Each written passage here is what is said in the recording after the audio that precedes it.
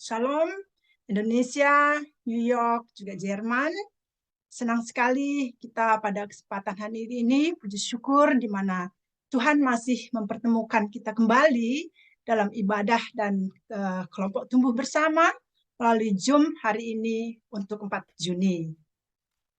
Keberadaan dan kehadiran kita semua dalam ibadah ini adalah suatu ketaatan atau juga kerinduan untuk merapat kita kepada Tuhan Allah kita. Puji syukur akan Roh Kudus yang telah mendorong kita semua kembali bersama-sama untuk melanjutkan menerima pelajaran kebenaran firman Tuhan melalui Ibu Alida, di mana tema hari ini adalah tema lanjut kita adalah 40 tahun perjalanan di Padang Gurun bagian pertama.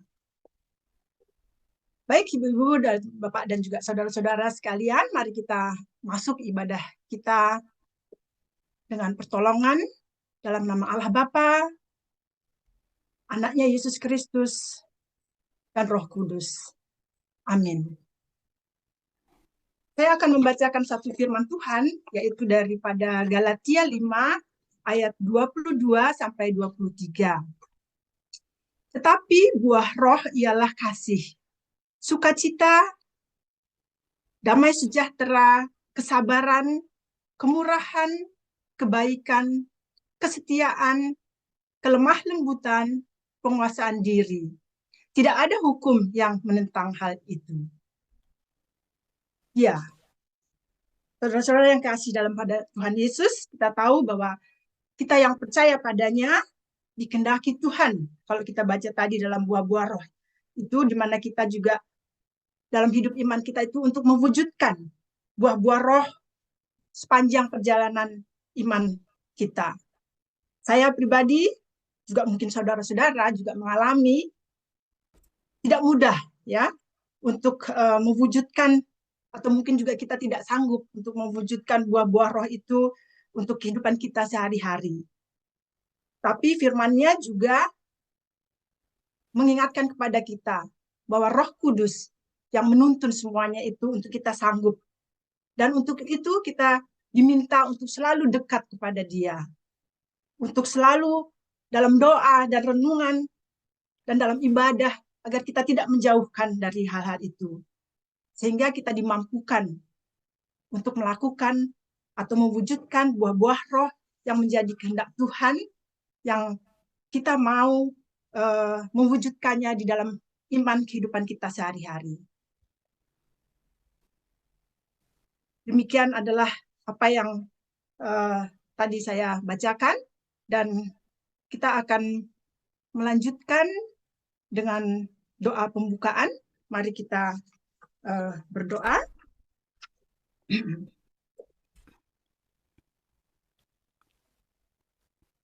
Bapa kami yang ada di surga, dikuduskanlah nama-Mu, datanglah kerajaan-Mu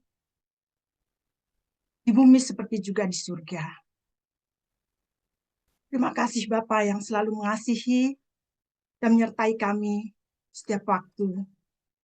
Pada pagi, siang, sore, dan malam hari ini, kami mengucap syukur atas berkat dan pertolongan Tuhan, sehingga kami dapat berkumpul di Zoom KTB ini.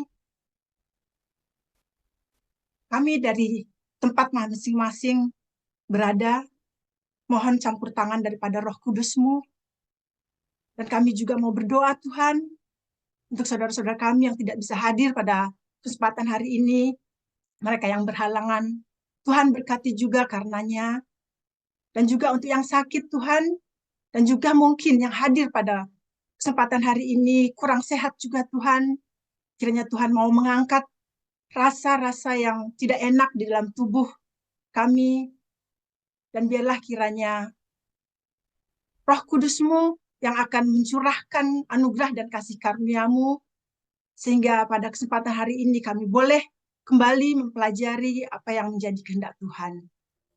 Kami juga mohon berkat Tuhan untuk Ibu Alida. Terima kasih untuk kesehatan dan kesetiaan Ibu juga untuk mengajar kebenaran firman-Mu. biarlah Roh Kudus-Mu juga mengurapi Ibu Alida dan juga kami masing-masing di tempat kami berada. Dan kami juga mohon Tuhan, agar kiranya Tuhan juga memberikan kuasa Roh-Mu juga untuk bekerja melalui internet kami masing-masing, agar kiranya diberikan kelancaran Tuhan dalam hubungan Zoom ini juga. Bapa yang ada di surga, kami juga menyerahkan sekali lagi akan segala dosa-dosa dan kesalahan-kesalahan kami, Bapa. Biarlah kiranya Engkau juga yang memberikan kepada kami ketenangan, konsentrasi untuk kami menerima apa yang Engkau mau berikan kepada kami. Kami serahkan Tuhan jam ini dari awal, pertengahan sampai akhirnya, dan Roh Kudus memimpin kami sekaliannya. Di dalam nama Allah Bapa, Allah Anak, dan Roh Kudus, kami mengucap syukur, terima kasih, dan berdoa. Amin. Kita akan mendengarkan dua pujian dari Murni. Saya persilahkan Murni untuk membawakan pujian penyembahan dan juga sekaligus untuk menyambut firman Tuhan yang akan dibawakan oleh Ibu Alida. Baik, mari kita siapkan hati kita untuk memuji Tuhan. Mari kita angkat pujian. Kita percaya bahwa Tuhan dimanapun ada berada, di tempat saya ini, baik juga di tempat kalian semua yang ada di sana ya. Mari kita angkat pujian.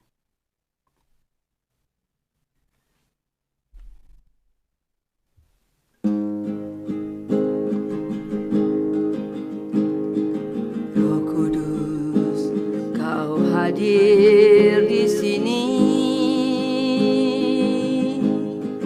Roh Kudus, Kau mengasihiku.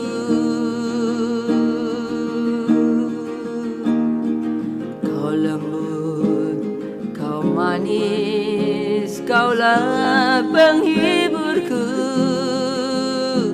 penolongku, diutus Bapa-Ku.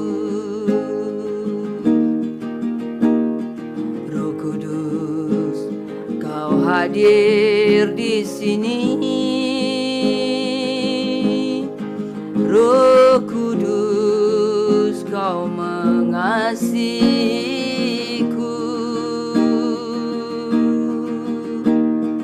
Kau lembut, Kau manis, Kaulah penghiburku, penolongku, diutus Bapa-Ku.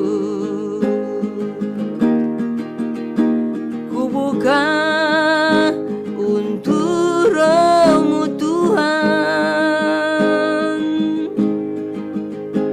ku buka hati menyembah-Mu Yesus. Jamahlah kami, penuhi kami dengan kuasa Allah Maha Tinggi. Jamahlah kami, penuhi kami dengan kuasa Allah Maha Tinggi.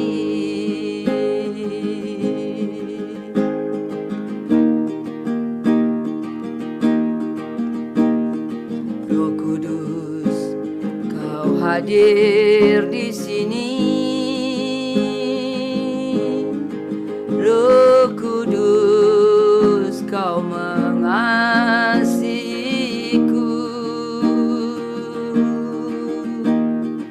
Kau lembut, Kau manis, Kaulah penghiburku, penolongku, diutus Bapa-Ku. Ku buka untuk Roh-Mu Tuhan, ku buka hati menyembah-Mu Yesus. Jamahlah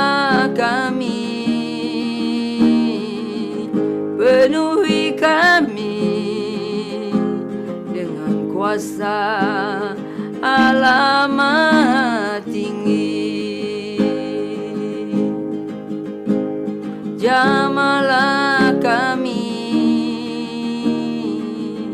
penuhi kami dengan kuasa Allah Maha Tinggi.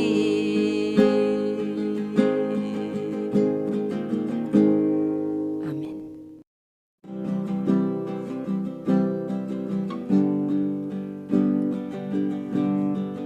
Aku mengasihi Engkau Yesus dengan segenap hatiku. Aku mengasihi Engkau Yesus dengan segenap jiwaku.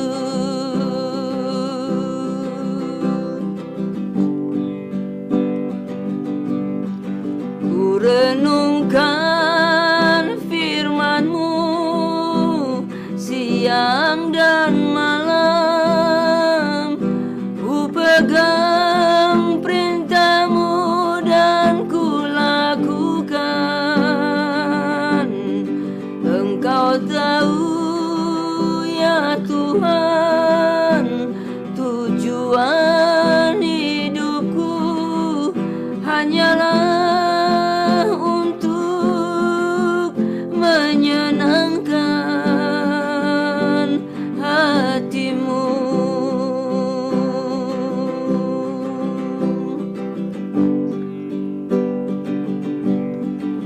Aku mengasihi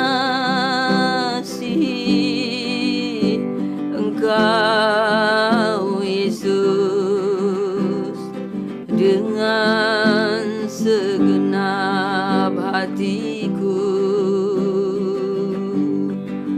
Aku mengasihi Engkau Yesus dengan segenap jiwaku.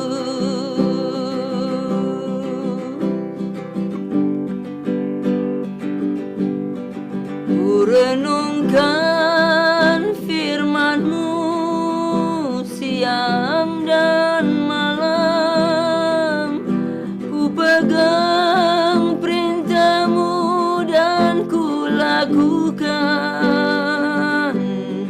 Engkau tahu ya Tuhan, tujuan hidupku hanyalah untuk menyenangkan hati-Mu. Engkau tahu ya Tuhan, tujuan hidupku hanyalah untuk menyenangkan hati-Mu.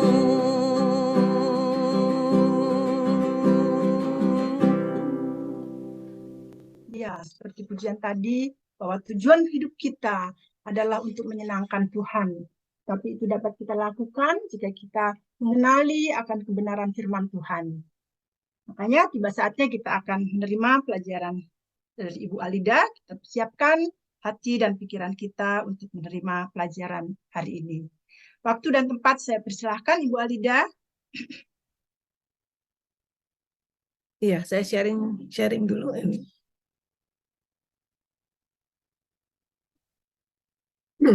Ya, jadi kita akan lanjut dari bulan lalu ya.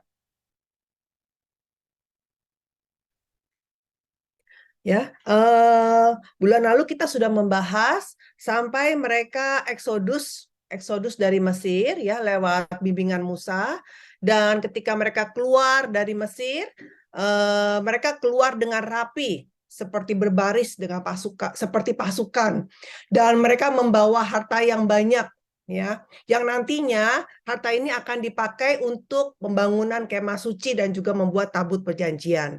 Seperti demikian. Nah, sekarang ketika mereka keluar, sebenarnya mereka tidak ada rencana untuk tinggal di padang gurun selama 40 tahun. Tetapi nanti kita akan belajar mengapa pada akhirnya mereka jadinya tinggalnya lama di padang gurun selama 40 tahun. Ya, jadi 40 tahun itu ternyata itu adalah masa hukuman. Ya, kenapa masa hukuman? Karena pada waktu di Ritma, ya, nanti ada di Ritma ini Tuhan sudah suruh mereka masuk ke Kanaan, ya. Tapi kemudian mereka ragu-ragu, mereka tidak mau masuk ke Kanaan. Mereka bilang, gimana kalau kita kirim dulu 12 pengintai, gitu. Jadi mereka tidak percaya gitu ya. Jadi mereka mengirim 12 pengintai selama 40 hari, ya. Dan ketika mereka pulang, memang mereka membawa berita yang baik dan membawa berita yang buruk, ya. Jadi mereka membawa berita yang baik, wah ini memang tanah ini memang tanah yang berlimpah dengan susu dan madu. Tapi hal yang buruk adalah ternyata mereka semua orang-orang raksasa, ya. Semuanya sepertinya, dan kita sepertinya seperti kayak belalang, ya. Kita menjadi seperti makanan bagi mereka. Jadi mereka takut untuk masuk, ya. Nah, disitulah mereka tidak taat untuk masuk, ya. Dan mereka tidak percaya pada kuasa Tuhan, ya. Sehingga mereka menjadi bersungut-sungut dan akhirnya Tuhan menghukum mereka 1 hari sama dengan 40 tahun, ya. Jadi mereka harus tinggal di padang gurun selama 40 tahun. Ya. Jadi 40 tahun itu adalah masa hukuman, ya. Yang mananya awalnya tidak ada rencana untuk tinggal selama itu di padang gurun. Ya, dan juga selama 40 tahun ini juga adalah masa pendisiplinan. Pendisiplinan untuk mereka sebagai umat Allah. Tolong dibaca, Bu. Ulangan 8 ayat 2 sampai 3. Ingatlah kepada seluruh perjalanan yang kau lakukan kehendak Tuhan Allahmu di padang gurun selama 40 tahun ini dengan maksud merendahkan hatimu dan mencobai engkau untuk mengetahui apa yang ada dalam hatimu, yakni apakah engkau berpegang pada perintahnya atau tidak. Jadi ia merendahkan hatimu, membiarkan engkau lapar dan menjadi engkau makan mana yang tidak kau kenal dan yang juga tidak dikenal oleh nenek moyangmu untuk membuat engkau mengerti bahwa manusia hidup bukan dari roti saja, tetapi manusia hidup dari segala yang diucapkan Tuhan. Iya, jadi selain 40 tahun, selain di padang gurun itu adalah masa hukuman, di situ juga Tuhan hendak mendisiplinkan mereka supaya mereka bisa menjadi rendah hati, ya, supaya mereka bisa bersandar hanya kepada Tuhan selama 40 tahun itu. Ya, tetapi ternyata selama 40 tahun mereka terus saja bersungut-sungut, ya. Mereka terus saja menyusahkan hati Tuhan. Ya, meskipun mereka bersungut-sungut, kita bisa melihat bagaimana Tuhan, ya, sebagai Bapa kita tetap memberikan kasih-Nya, ya, kepada anaknya, ya, dengan kasih yang tidak terbatas, ya.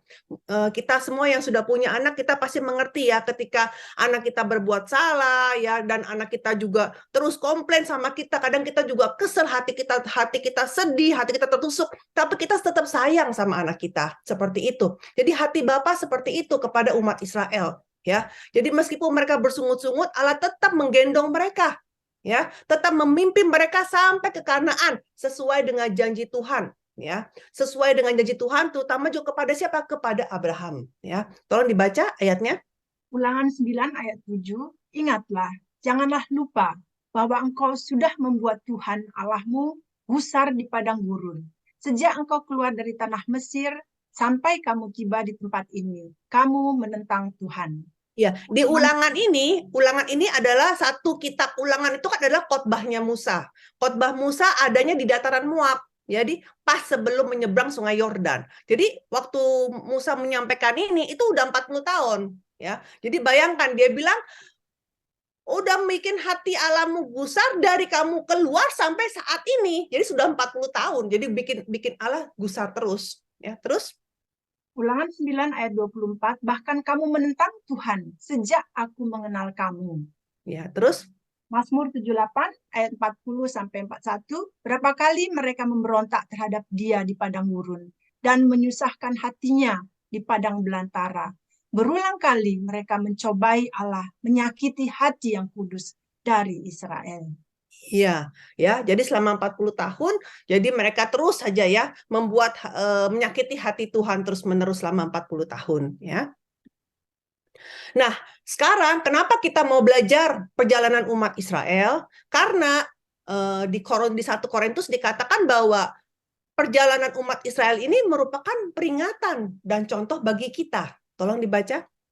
1 Korintus 10 ayat 11, semuanya ini telah menimpa mereka sebagai contoh dan dituliskan untuk menjadi peringatan bagi kita yang hidup pada waktu di mana zaman akhir telah tiba.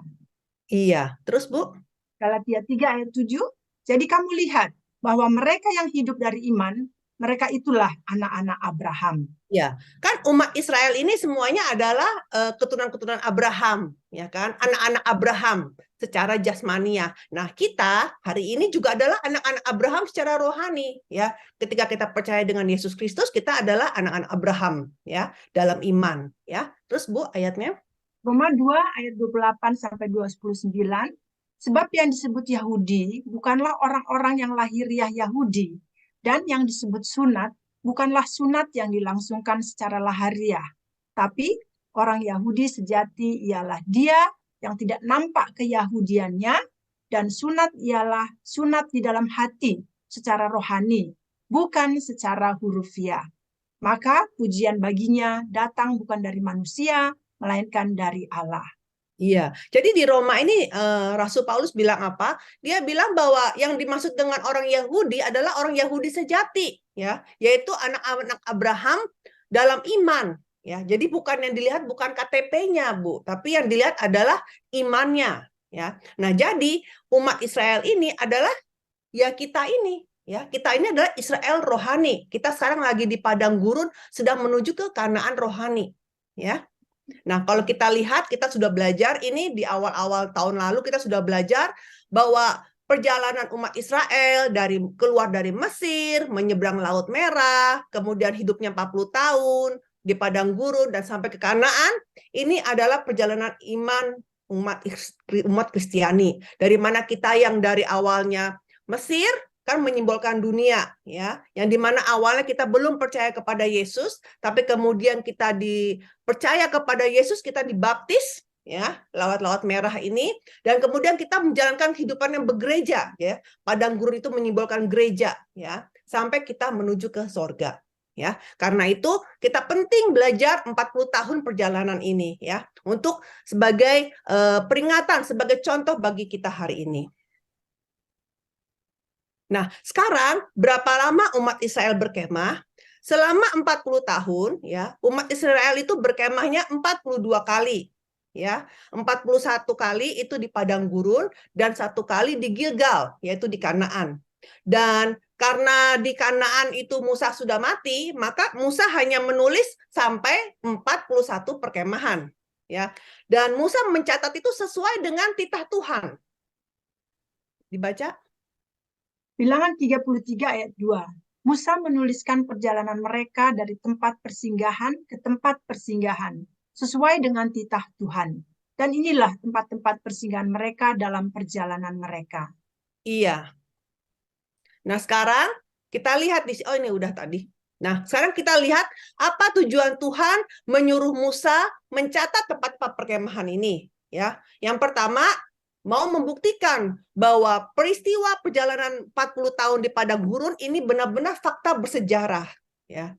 Benar-benar fakta bersejarah. Kemudian yang kedua, untuk mengingatkan kepada bangsa Israel bahwa walaupun mereka bersungut-sungut, walaupun mereka menyakiti hati Allah, tetapi kita bisa melihat bagaimana Allah sangat mengasihi mereka dan tidak menyerah sampai akhir untuk menyelamatkan umatnya. Ya. Dan yang ketiga adalah untuk menyadarkan generasi kedua, ya. Jadi bapak-bapak orang tua mereka yang keluar dari Mesir itu mereka mati di padang gurun, dan sekarang anak-anak mereka ini yang mau masuk ke Kanaan lewat pimpinan Jenderal Yosua, itu mereka kan generasi kedua, ya kan? Mereka belum pernah mengalami perbudakan di Mesir. Jadi mereka dengan lewat membaca generasi kedua dan seterusnya, ketika mereka membaca buku kitab Perjanjian Lama, mereka bisa lihat bahwa mereka itu hanya bisa menaklukkan tanah Kanaan jika sepenuhnya bersandar pada Tuhan.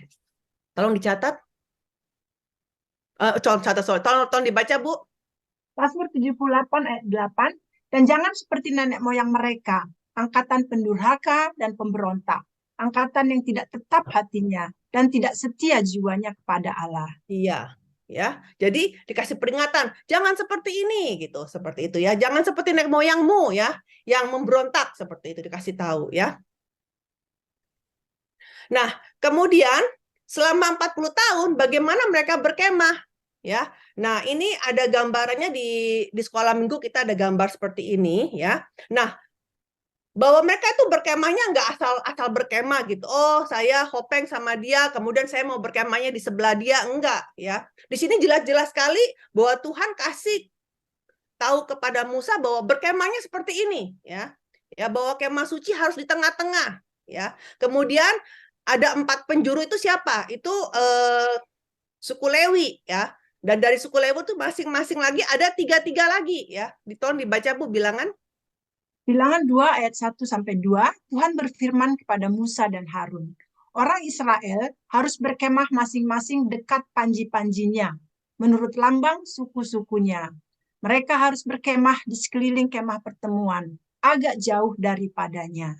Iya, jelas sekali ya, lihat di sini ya, betapa Tuhan kita adalah Tuhan yang sangat organized sekali ya. Sampai-sampai kemah pun dia susun seperti demikian ya. Dia tidak mau sembarangan seperti itu ya, tidak beraturan seperti ini. Jadi benar-benar seperti berkemah seperti tentara ya, yang mana ada bagian-bagiannya ya, seperti demikian.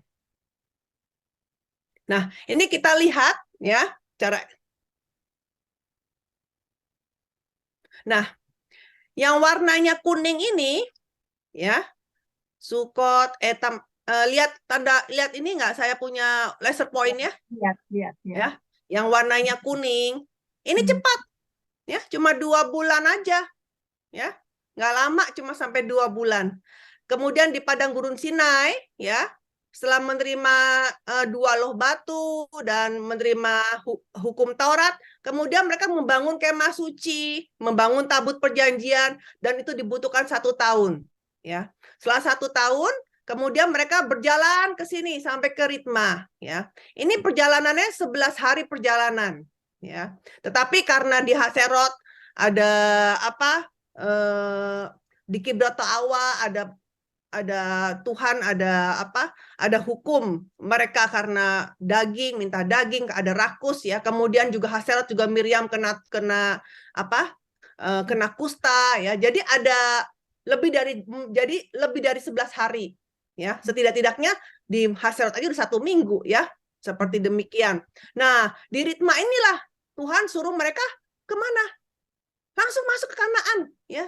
Tuhan akan kirim apa? Lebah yang besar itu apa, tabuhan ya namanya ya. Tuhan akan kirim, jadi nggak usah khawatir ya. Tetapi disinilah orang-orang minta sama Musa, udah lebih baik kita kirim 12 pengintai. Nah akhirnya Tuhan setuju-setuju aja, oke. Kalau kamu mau kirim 12 pengintai ya go ahead gitu ya.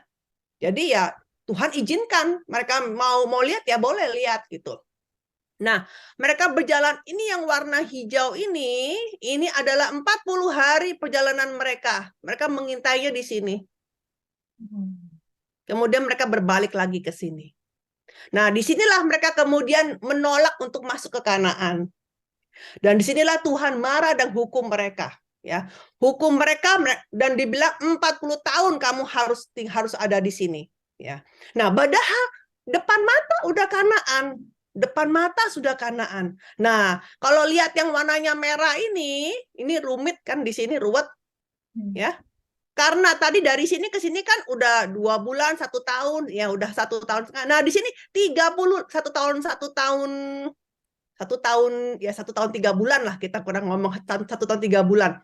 Di sini ini 30, yang warna merah ini 38 tahun sendiri, yang warnanya merah ini muter-muter di sini 38 tahun. Ya, sampai di tempat yang sama lagi. Ya, di 38. Setelah 38 kemudian Miriam mati. Ya, habis Miriam mati kemudian Harun mati, ya. Nah, baru sisanya ya tinggal mungkin nggak sampai 10 bulan. Nah, baru mereka berjalan ke sini, ke sini. Sampai di sini seluruh generasi pertama mati semua, ya. Mulai yang warna biru muda ini adalah generasi kedua, ya. Generasi kedua. Nah, ini ada Sungai Seret, ya. Di Sungai Seret ini sisanya yang masih belum mati di sini. Jadi selama 38 tahun, ya, kan Tuhan bilang, "Oh, kamu mau minta mati di padang gurun? Ya sudah, mati saja." Jadi mati, terus sampai sini sisa-sisanya mati. Berarti yang warna biru muda tinggal generasi kedua, baru mereka masuk seperti itu. Ya. Ya. Nah, jadi kita lihat bahwa 42 perkemahan ini kita akan bahasnya dalam 5 tahap, ya. Ya. Ya.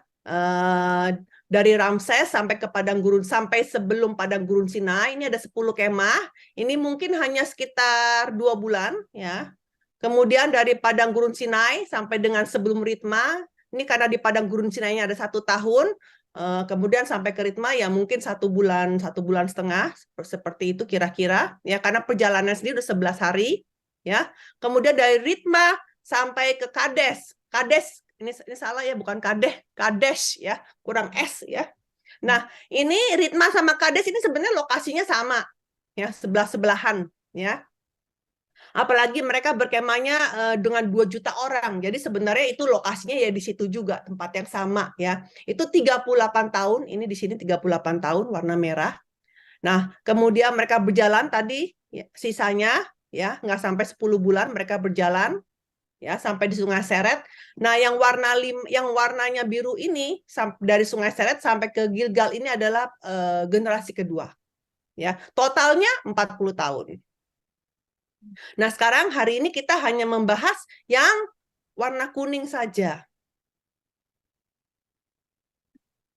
Ya, kita lihat mereka berangkat dari mana? Kan mereka orang Mesir, orang-orang umat Israel itu mereka semua tinggalnya di Goshen, ya. Ya. Goshen itu adalah wilayah yang paling pojok di Mesir. Mereka tinggal di Goshen. Ya, waktu itu siapa yang pilih Goshen? Masih ingat? Yusuf, ya. Jadi Yusuf yang memilih mereka untuk tinggal di Goshen, karena Goshen itu bisa yang paling cepat untuk bisa keluar, ya, keluar dari Mesir, ya. Kita baca, Bu, ayatnya. Bilangan 33 ayat 3. Mereka berangkat dari Rameses pada bulan yang pertama, pada hari yang ke-15 bulan yang pertama itu. Pada hari sesudah Paskah, berjalanlah orang Israel keluar oleh tangan yang dinaikkan di depan mata semua orang Mesir. Iya. Paskah itu terjadinya di tanggal 14 bulan 1, ya. Paskah itu tanggal 14 bulan 1. Jadi besoknya, ya, yaitu tanggal 15 itu mereka keluar dari Ramses, ya. Apa itu Ramses? Ya. Ramses artinya Ra, yaitu dewa matahari Mesir, dan juga menciptakannya. Jadi Ra menciptakannya, itu artinya Ramses, ya. Yang terletak di sebelah timur, ya, dari delta dekat ini adalah wilayah Goshen, ya. Ya. Nah, hari ini dikenal sebagai Tanis. Jadi penulis buku kedua ini, Pendeta Abraham Pak, untuk bisa menulis untuk bisa membuat peta ini pertama kali dalam sejarah dunia, karena tidak ada, Ibu mau cari di internet di mana-mana, nggak ada yang bisa mencari 42 lokasinya. Ya, dan Pendeta Abraham Pak pergi langsung ke lokasi sambil ngukur seperti itu. Ya, seperti itu. Jadi ini benar-benar dijalankan on the spot, ya. Makanya ketika dibahas kita bisa bilang, oh hari ini adalah apa, kan gitu, seperti ya. Hari ini dikenal sebagai Tanis. Seperti itu. Nah, nomor 1 apa? Nomor 1 Sukot. Ya, apa artinya Sukot? Sukot artinya pondok-pondok atau kandang domba yang kecil. Ya, artinya Sukot dalam bahasa Ibrani. Ya, nah lokasinya di mana? Yaitu 52 km ya dari Ramses. Jadi kalau mau berjalan itu sekitar 2 hari, perjalanannya 2 hari dengan 2 juta orang 2 hari. Ya, saya bacakan aja. Berangkatlah orang Israel dari Ramses lalu berkemah di Sukot. Ya, nah ini 2 hari. Nah, ada peristiwa apa di Sukot? Tolong dibaca, Ibu. Keluaran 12 ayat 37 sampai 39. Kemudian berangkatlah orang Israel dari Ramses ke Sukot. Kira-kira 600.000 orang laki-laki berjalan kaki, tidak termasuk anak-anak. Juga banyak orang dari berbagai-bagai bangsa turut dengan mereka. Lagi sangat banyak ternak kambing domba dan lembu sapi. Adonan yang dibawa mereka dari Mesir dibakarlah menjadi roti bundar yang tidak beragi. Sebab adonan itu tidak diragi karena mereka diusir dari Mesir dan tidak dapat berlambat-lambat dan mereka tidak pula menyediakan bekal baginya. Ya, jadi peristiwanya apa? Yaitu mereka makan roti tidak beragi, ya. Dan kita perhatikan di sini ada banyak orang dari berbagai-bagai bangsa ini apa? Ini adalah budak-budak lain, kan? Mesir itu kan memperbudak kan bukan hanya orang Israel, tapi juga bangsa-bangsa lain juga diperbudak. Yang namanya Israel keluar, ya tentunya budak-budak yang lain aji mumpung ya. Jadi ikut-ikut keluar ya. Mereka semua ikut keluar ya. Yang nantinya ini bakal nanti di dalam perkemahan yang berikutnya kita akan lihat bagaimana orang-orang ini malahan berkata-kata yang tidak baik dan menghasut umat Israel seperti demikian ya. Jadi di Sukot mereka makan roti tidak beragi. Nah, pelajarannya apa? Oh, ini kok ya. Nah, kita lihat di sini hati umat Israel ketika mereka keluar, walaupun keluarnya dengan gagah, tetapi hati mereka juga ada rasa takut pastinya, karena mereka nggak tahu masa depan mereka seperti apa. Ya, maka Allah membawa mereka ke tempat Sukot, ya, memberikan perlindungan seperti seakan-akan masuk ke dalam kandang domba. Ya, seperti demikian ketika orang-orang kudus ya mulai percaya kepada Yesus ya, dan kemudian dia lewat darah Yesus ya, mereka menerima perlindungan mutlak ya untuk dalam perjalanan menuju sorga ya. Asalkan apa? Asalkan dalam perjalanan iman itu mereka tetap berdiam di dalam Yesus. Tolong dibaca. Yohanes 10 ayat 9, akulah pintu. Barang siapa masuk melalui aku, ia akan selamat, dan ia akan masuk dan keluar dan menemukan padang rumput. Iya. Nah, sedangkan ragi, ya, ragi adalah ajaran dunia atau adat istiadat manusia ya. Saya bacakan saja Matius 16 ayat 12. Ketika itu barulah mereka mengerti bahwa bukan maksudnya supaya mereka waspada terhadap ragi roti, melainkan terhadap ajaran orang Farisi dan Saduki ya. Jadi ragi itu menggambarkan adat istiadat, ajaran yang bukan Yesus ya. Maka dengan makan roti tidak berarti artinya ketika mereka keluar ya, ketika mereka meninggalkan dunia yang berdosa dan mulai percaya kepada Yesus, apa yang pertama kali umat Kristiani harus lakukan, yaitu harus belajar firman Tuhan yang murni. Ya, harus mulai membaca firman Tuhan ya, bukan ajaran dunia lagi. Ya. Harus membuang-buang ajaran dunia dan hanya menerima firman Tuhan saja untuk menjaga iman mereka. Tolong dibaca. Matius 16 ayat 12. Enggak, yang 1 Korintus saja. 1 Korintus 5 ayat 7 sampai 8. Buanglah ragi yang lama itu supaya kamu menjadi adonan yang baru. Sebab kamu memang tidak beragi. Sebab anak domba Paskah kita juga telah disembelih, yaitu Kristus. Karena itu marilah kita berpesta bukan dengan ragi yang lama, bukan pula dengan ragi keburukan dan kejahatan, tetapi dengan roti yang tidak beragi, yaitu kemurnian dan kebenaran. Iya, jadi orang umat Israel keluar di Sukot, menerima perlindungan dari Tuhan, makan roti tidak beragi. Ya, ini adalah kita setelah terima darah Yesus, kita menerima pelindungan yang mutlak dari Yesus, dan kita mulai pegang firman Tuhan. Ya, seperti demikian. Itu ajaran dari Sukot. Ya. Kemudian nomor 2, dari Sukot kemudian ke Etam. Ya. Nah, apa artinya Etam? Etam artinya tembok kota atau tembok pertahanan. Ya. Nah, ini kira-kira berjalannya 1 hari perjalanan dari Sukot. Ya. Nah, Etam juga disebut juga tepi padang gurun, karena ini di sebelah kanan ini semua padang gurun, ini padang gurun. Ya. Jadi dibilang juga istilahnya Etam ini adalah tepi padang gurun. Ya. Hari ini ya itu namanya Wadi Tumelat. Ya. Apa yang ada peristiwa apa? Tolong dibaca. Keluaran 13 ayat 20 sampai 22. Demikianlah mereka berangkat dari Sukot dan berkemah di Etam, di tepi padang gurun. Tuhan berjalan di depan mereka pada siang hari dalam tiang awan untuk menutup mereka di jalan, dan pada waktu malam dalam tiang api untuk menerangi mereka, sehingga mereka dapat berjalan siang dan malam. Dengan tidak beralih, tiang awan itu tetap ada pada siang hari dan tiang api pada waktu malam di depan bangsa itu. Iya, jadi di Etam itu muncul tiang awan dan tiang api untuk pertama kalinya, ya, karena sudah mulai masuk padang gurun, ya. Nah, berapa lama, ya, tiang awan dan tiang api itu bersama umat Israel itu selama 40 hari kurang 40 tahun ya, bukan 40 hari. Selama 40 tahun kurang 5 hari, ya. 40 tahun kurang 5 hari. Tolong dibaca.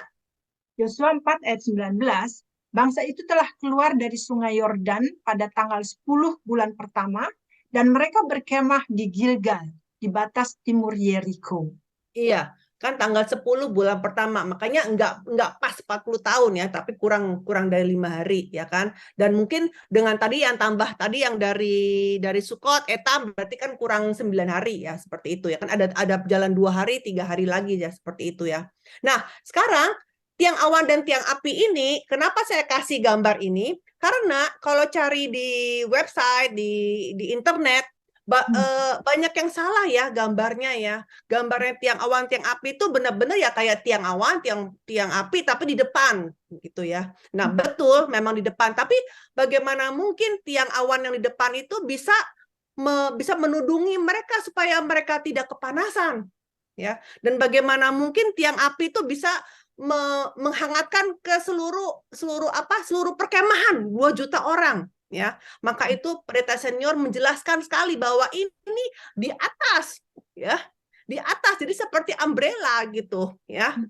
Karena kalau secara logikanya kalau cuma tiang doang yang di depan, ya kan matahari ya tetap aja kepanasan ya enggak. Jadi itu ada tiang awan tuh semua di atasnya umat Israel sehingga mereka tidak merasa kepanasan. Make sense ya Bu ya? Ya, seperti itu. Dan jadi semua perkemahan mendapatnya sama. Ya, seperti itu, ya. Jadi ketika siang mereka tidak kepanasan, dan ketika malam, karena kalau pada gurun itu kan dingin. Cuacanya langsung berubah dingin, dan dengan adanya tiang api maka mereka tetap hangat. Ya, dan juga karena terang sehingga binatang buas ya, kalajengking itu semua tidak datang ke perkemahan. Nah, ini menggambarkan apa? Mengajarkan apa tiang awan dan tiang api? Ya, kita lihat di sini bagi umat Israel sendiri, tiang awan dan tiang api ini adalah sebagai tembok pertahanan, ya, yang mana Allah itu berjalan di depan mereka. Tolong dibaca. Bilangan 9 ayat 17 sampai 18. Dan setiap kali awan itu naik dari atas kemah, maka orang Israel pun berangkatlah. Dan di tempat awan itu diam. Di sanalah orang Israel berkemah. Atas titah Tuhan orang Israel berangkat, dan atas titah Tuhan juga mereka berkemah. Selama awan itu diam di atas kemah suci, mereka tetap berkemah.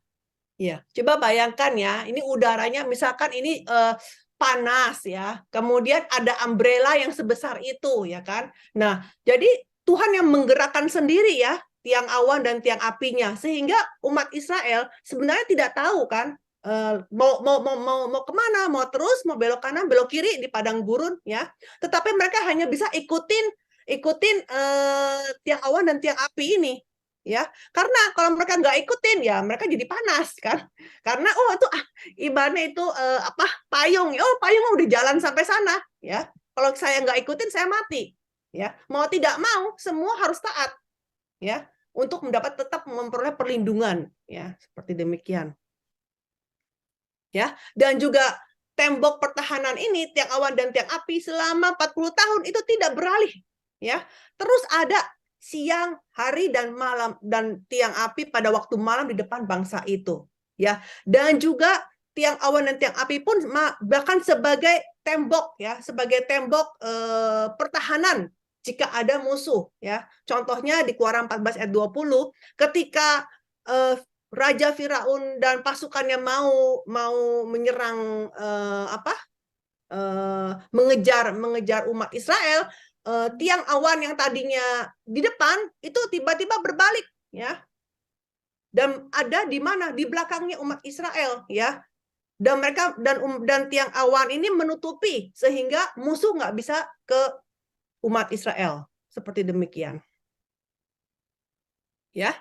Jadi jadi di Etam, ya, tiang awan, tiang api itu menggambarkan perlindungannya mutlak, ya, bagi umat Israel, ya. Dan juga bagi kita pun sebenarnya kalau kita lihat di sini, karena tiang awan, tiang api itu terlalu besar, ya, terlalu besar kan, di atas terlalu besar, sehingga kasih Tuhan itu terlalu besar sampai kita nggak bisa lihat, ya.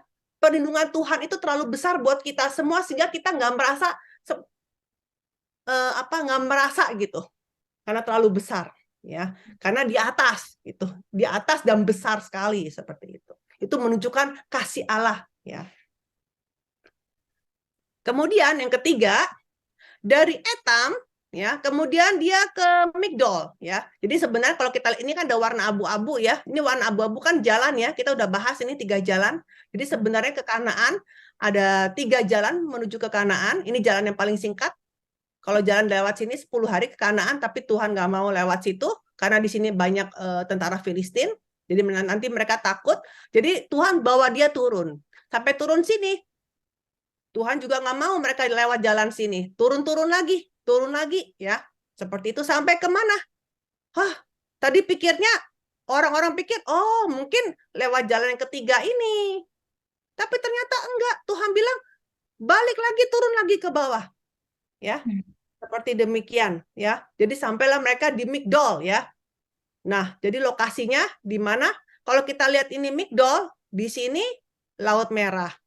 Di sini itu semua gunung-gunung, ya. Jadi sebenarnya bagi Firaun mereka bilang apa? Wah, mereka itu terjebak di padang gurun, nggak bisa kemana-mana, nggak bisa kabur lagi, ya. Karena mau ke sini Laut Merah, ke sini gunung, ya. Mau balik ke sini, ya itu pasukan Mesir. Maka itu ketika melihat mereka ada di Migdol, barulah Firaun itu merasa, wah mereka terjebak, baru mereka menyusul, seperti demikian. Ya, tolong dibaca.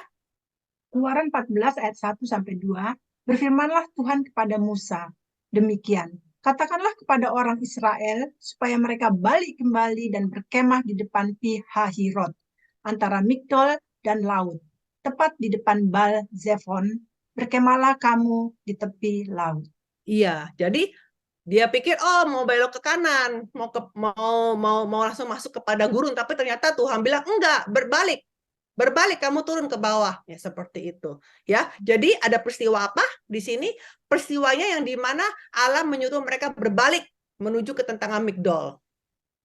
Tetapi sebenarnya rencana Tuhan itu kita nggak ngerti, ya. Kenapa Tuhan suruh kita lewat jalan yang sepertinya kok kenapa lewat jalan sini, ya? Tapi ternyata Tuhan punya rencana yang lebih besar yang kita nggak tahu. Ternyata Tuhan punya rencana mau memusnahkan semua Firaun dan juga semua pasukannya, ya.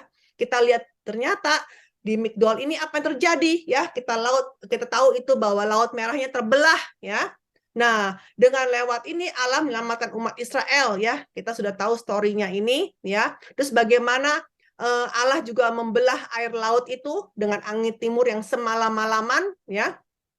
Sampai airnya berdiri beku seperti tembok. Ya, tolong dibaca Keluar 15. Keluar 15 ayat 8, karena nafas hidungmu, segala air naik bertimbun-timbun, segala aliran berdiri tegak seperti bendungan. Air bah membeku di tengah-tengah laut. Iya. Nah, jadi air lautnya seperti tembok kan, ya. Dan juga tanahnya di tengah-tengah itu kering. Tolong dibaca. Keluaran 14 ayat 22, demikianlah orang Israel berjalan dari tengah-tengah laut di tempat kering.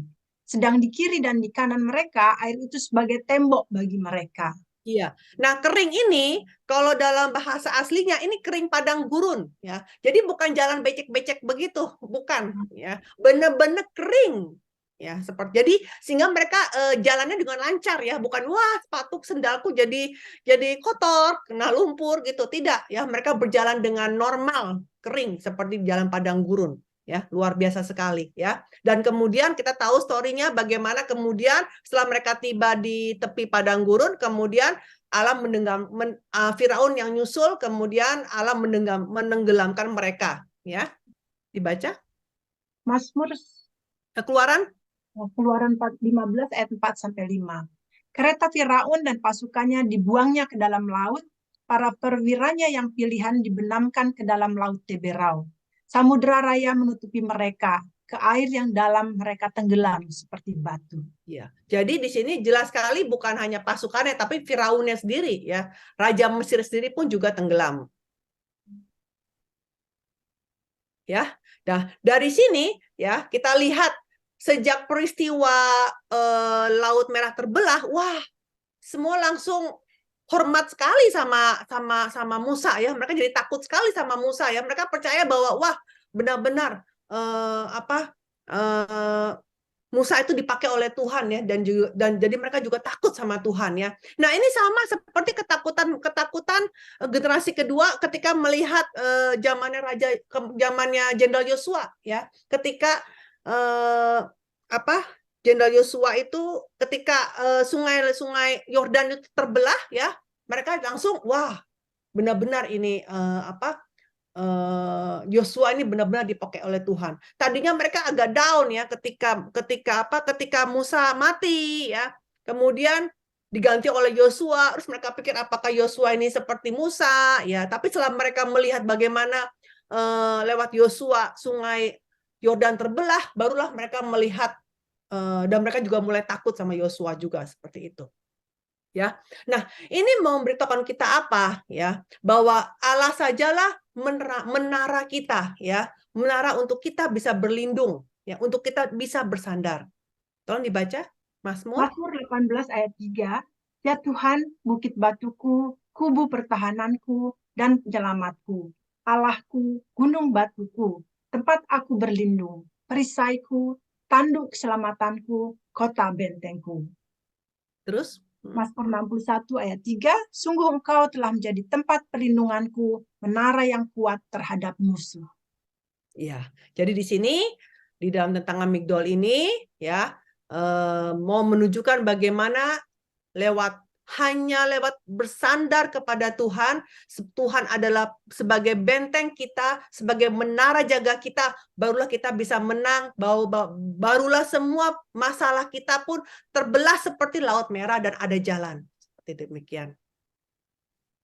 Kemudian dari Migdol mereka nyebrang, kemudian mereka ke sini, ke Marah. Ya, namanya Marah. Marah artinya pahit. Ya, tolong dibaca, Bu. Bilangan 33 ayat 8. Mereka berangkat dari Pi-hahirot dan lewat dari tengah-tengah laut ke padang gurun. Lalu mereka berjalan 3 hari perjalanan jauhnya di padang gurun Etam. Kemudian mereka berkemah di Mara. Ya, mereka berjalan 3 hari. Dari sini sampai sini 3 hari. Ya, hari ini dikenal sebagai Ain Hawarah, ya, yang terletak di pesisir Laut Teberau. Ada peristiwa apa? Tolong dibaca. Keluaran 15 ayat 23 sampai 24. Sampailah mereka ke Mara. tetapi mereka tidak dapat meminum air yang di Mara itu karena pahit rasanya. Itulah sebabnya dinamai orang tempat itu Mara. Lalu bersungut-sungutlah bangsa itu kepada Musa. Kata mereka, apakah yang akan kami minum? Ya, bayangkan 3 hari yang lalu mereka melihat gimana Laut Merah itu terbelah, ya. Bagaimana mereka melihat tiang awan sama tiang api, ya, seperti itu. Tapi baru 3 hari mereka sudah bersungut-sungut, ya, seperti itu, ya. Padahal kalau Laut Merah sudah terbelah, mungkin masalah air kan sebenarnya masalah yang lebih kecil kan dibandingin lautnya terbelah, gitu kan. Tapi mereka sudah bersungut-sungut, ya. Nah, tolong dibaca Bu ayat dulu, Keluaran 15 ayat 25. Keluaran 15 ayat 25, Musa berseru-seru kepada Tuhan, dan Tuhan menunjukkan kepadanya sepotong kayu. Musa melemparkan kayu itu ke dalam air, lalu air itu menjadi manis. Iya, apa ini pelajarannya? Pahit kan? Nah, air pahit itu apa? Air pahit itu menggambarkan penderitaan, ya, cobaan di dalam kehidupan kita. Tapi jika hanya dengan Yesus Kristus, maka air yang pahit itu menjadi air yang manis. Ya. Nah, kenapa? Karena sepotong kayu di sini, ya, a tree di sini, ini menggambarkan Yesus Kristus yang adalah pohon kehidupan. Ya, ketika Yesus memikul kayu, memikul kayu salib on the way ke Golgota di Lukas 23 ayat 31, dia bilang apa? Jika orang berbuat demikian dengan dengan kayu hijau, ya, bahasa Inggrisnya kayu hijau, ya. Kayu hijau kan berarti kan kayu hidup, ya, pohon hidup, ya kan? Apakah yang terjadi dengan kayu kering? Ya, seperti itu. Jadi di sini Yesus adalah pohon kehidupan. Jadi walaupun kita menderita, kita ada kepedihan dalam hati, tapi jika kita ada Yesus, maka kepedihan itu, air yang pahit itu pun menjadi air yang manis. Nah, kemudian di Mara ada peristiwa apa lagi?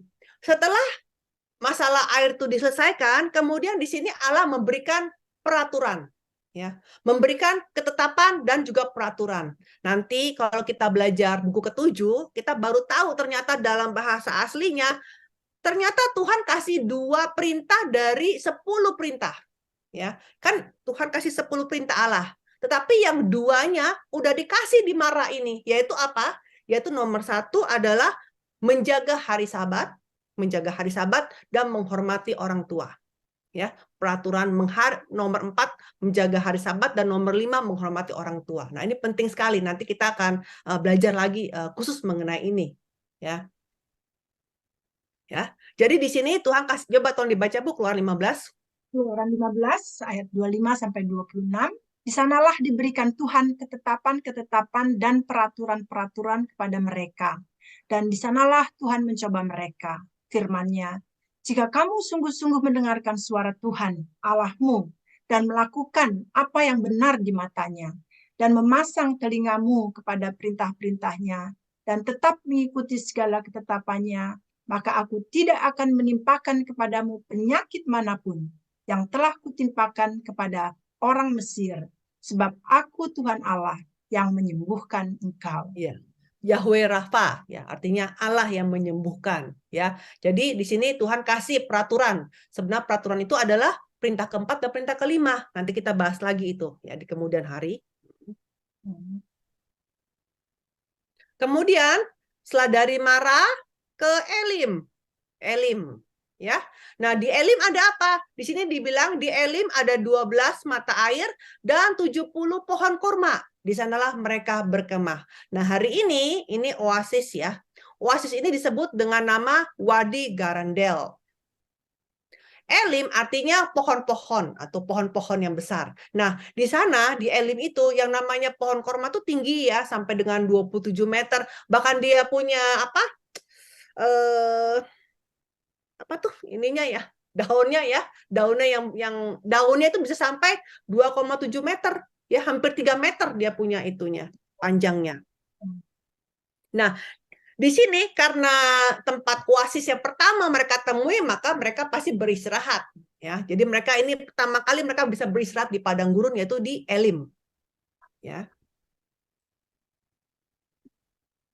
Nah, jadi pelajarannya apa? Setelah Tuhan mengubah air pahit menjadi air manis. Kemudian Allah membawa mereka ke tempat di mana mereka beristirahat, yaitu di Elim. Jadi ini memberikan harapan bahwa Elim yang penuh berkat menunggu kita, asalkan kita tetap bertemu dengan Tuhan, tetap kita pegang Tuhan di tengah-tengah penderitaan hidup.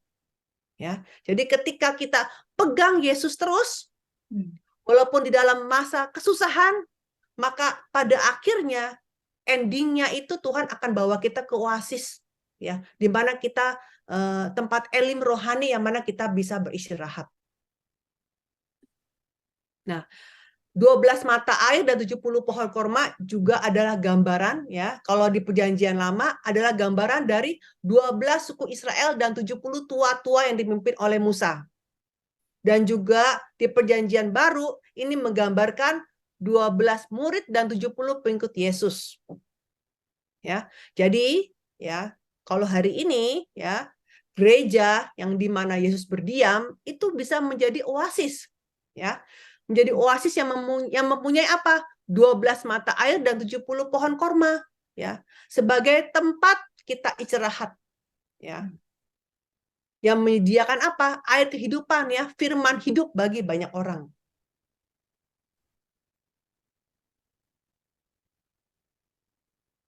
Kemudian dari Elim nomor 6 kemudian ke tepi laut Teberau, ya, ke tepi laut Teberau. Ya, ini laut Teberau. Laut Teberau sama Laut Merah sama, ya. Ya. Nah, di sini memang tidak ada catatan ada peristiwa apa di tepi laut Teberau. Tapi kalau kita lewat artinya, ya, tepi laut Teberau, Teberau itu artinya buluh, ya.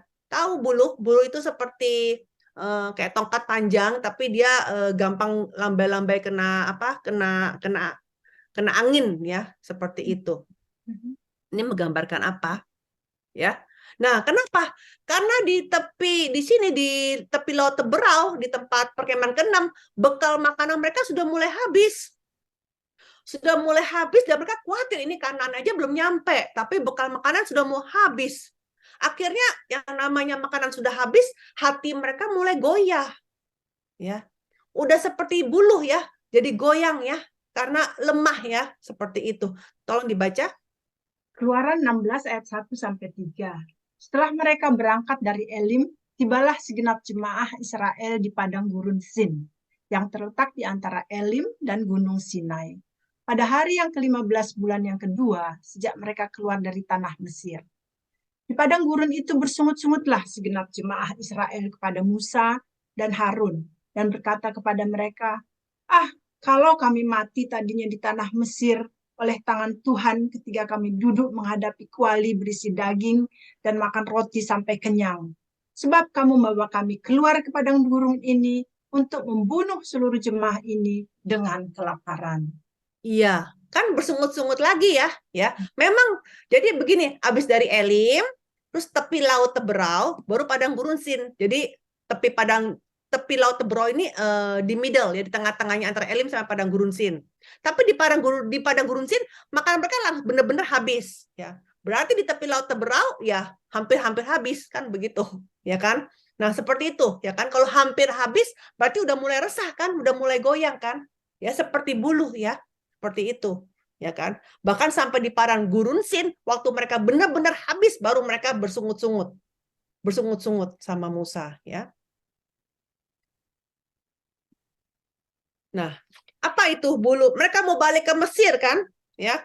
Padahal Allah berfirman, jangan berharap sama Mesir, ya. Kenapa? Karena walaupun kelihatannya kuat, tapi mereka sebenarnya seperti bambu yang patah terkulai, nggak ada kekuatan. Tolong dibaca. Yesaya 36 ayat 6, sesungguhnya engkau berharap kepada tongkat bambu yang patah terkulai itu, yaitu Mesir, yang akan menusuk dan menembus tangan orang-orang yang bertopang kepadanya. Begitulah keadaan Firaun, Raja Mesir, bagi semua orang yang berharap kepadanya. Terus? Yesaya 40 ayat 31, tetapi orang-orang yang menanti-nantikan Tuhan mendapat kekuatan baru. Mereka seumpama Raja Wali yang naik terbang dengan kekuatan sayapnya. Mereka berlari dan tidak menjadi lesu. Mereka berjalan dan tidak menjadi lelah. Iya, ya. Jadi mereka mau kembali ke Mesir, ya. Hari ini Sama ya, ketika kita lagi membutuhkan sesuatu ya, kita bukannya berdoa terlebih dahulu kepada Tuhan ya, tapi kita bergantung kepada orang yang lebih kuat, orang yang lebih kaya ya, kita bergantung kepada mereka. Berarti Tuhan bilang apa? Jangan bergantung kepada manusia ya, tapi haruslah bergantung kepada Tuhan saja, seperti itu. Ya. Nah, akhirnya dari tepi laut Teberau, kemudian akhirnya Tuhan bawa mereka ke padang gurun Sin. Nah, padang gurun Sin ini artinya apa? Belukar berduri atau tanah berawa atau tanah liat ya. Belukar berduri ya. Yang mana terletak antara Elim sama padang gurun Sinai. Ini padang gurun Sinai ya. Tolong dibaca Keluaran 16 ayat 1 sampai 16. Setelah mereka berangkat dari Elim, tibalah segenap jemaah Israel di padang gurun Sin, yang terletak di antara Elim dan gunung Sinai, pada hari yang ke-15 bulan yang kedua, sejak mereka keluar dari tanah Mesir. Tunggu, stop. Jadi Bu, jadi kita lihat di sini, kan kita keluar dari Ramses itu pada tanggal 15 bulan 1. Ya. Nah, sampai di padang gurun Sin itu tanggal 15 juga, tapi bulan yang kedua. Berarti tepat 1 bulan. Ya. Tepat 1 bulan sampailah mereka di padang gurun Sin, dan tepat 1 bulan bekal makanan mereka habis, seperti itu ya. Nah, kemudian dibaca Bu terus. Beginilah perintah Tuhan, pungutlah itu tiap-tiap orang menurut keperluannya, masing-masing kamu boleh mengambil untuk seisi kemahnya segomer seorang menurut jumlah jiwa. Iya, nah di padang gurun Sin ini peristiwanya adalah mulai hujan mana, ya, mulai mana tuh mulai turun, ya, mana itu turun setiap hari, ya, setiap hari kecuali di hari Sabtu, ya, hari Sabtu mana tidak turun, ya. Nah di situ Tuhan suruh setiap orang mengumpulkan 1 homer, ya, mengumpulkan 1 homer. Dan nanti kalau kita baca di ayat berikutnya, Tuhan juga kasih tahu kepada Musa. Jadi ada yang rakus kan, mereka bukan mengumpulkan 1 homer, mereka mengumpulkannya lebih dari 1 homer. Otomatis kan, lihat roti dari makanan, mereka pikir mau buat besok lagi. Mereka nggak tahu kalau besok tuh nanti ada turun lagi mana, seperti itu. Dan ternyata mananya jadi berulat seperti itu. Nah, maka itu setiap hari ya, setiap hari. Ya. Nah, turun berapa lama? Mana turun selama 39 tahun 11 bulan, ya. Jadi dari hari ke-15 bulan kedua tahun pertama sampai hari ke-15 bulan pertama tahun ke-41. Tepat sekali ya. 40 tahun kurang 1 bulan. Tolong dibaca, Bu. Yosua 5 ayat 10 sampai 12. Sementara berkemah di Gilgal, orang Israel itu merayakan Paskah pada hari yang ke-14 bulan itu, pada waktu petang, di dataran Yeriko. Lalu pada hari sesudah Paskah, mereka makan hasil negeri itu, yakni roti yang tidak beragi dan bertih gandum. Pada hari itu juga. Lalu berhentilah mana itu pada keesokan harinya setelah mereka makan hasil negeri itu, jadi orang Israel tidak boleh mana lagi. Tetapi dalam tahun itu mereka makan yang dihasilkan tanah Kanaan. Ya, jadi mana ini nggak turun ya di Kanaan ya. Jadi mana hanya turun di padang gurun ya. Tepat 40 tahun kurang 1 bulan. Ya, seperti itu. Nah, pelajarannya apa? Lewat padang gurun Sin ya. Ketika makanan jasmani sudah habis ya, mulailah umat Israel berkata-kata, bersungut-sungut ya, dan kata-kata mereka seperti kata-kata yang berduri ya. Kan belukar berduri, kan padang gurun Sin artinya belukar berduri ya. Jadi hati Allah itu pilu, sedih ya, melihat mereka itu tetap nggak percaya sama Tuhan ya, dan tetap nggak mau bersandar sama Tuhan. Sudah lihat air pahit jadi air manis ya, seperti itu ya kan. Sudah melihat mujizat yang sebelumnya, tapi tetap aja mereka berkeluh kesah ya. Terus tolong dibaca Bu ayatnya. Mazmur 78 ayat 19 sampai 20. Mereka berkata terhadap Allah, sanggupkah Allah menyajikan hidangan di padang gurun? Memang ia memukul gunung batu, sehingga terpancar air dan membanjir sungai-sungai. Tetapi, sanggupkah ia memberikan roti juga atau menyediakan daging bagi umatnya? Iya, udah minta A, minta B, minta C, seperti itu. Ya kan, terus? Mazmur 78 ayat 23 sampai 25. Maka ia memerintahkan awan-awan dari atas, membuka pintu-pintu langit, menurunkan kepada mereka hujan mana untuk dimakan, dan memberikan kepada mereka gandum dari langit. Setiap orang yang telah makan roti malaikat, ia mengirimkan perbekalan pada mereka berlimpah-limpah. Ya. Ya. Nah, jadi secara rohani, ya kan, duri ini apa?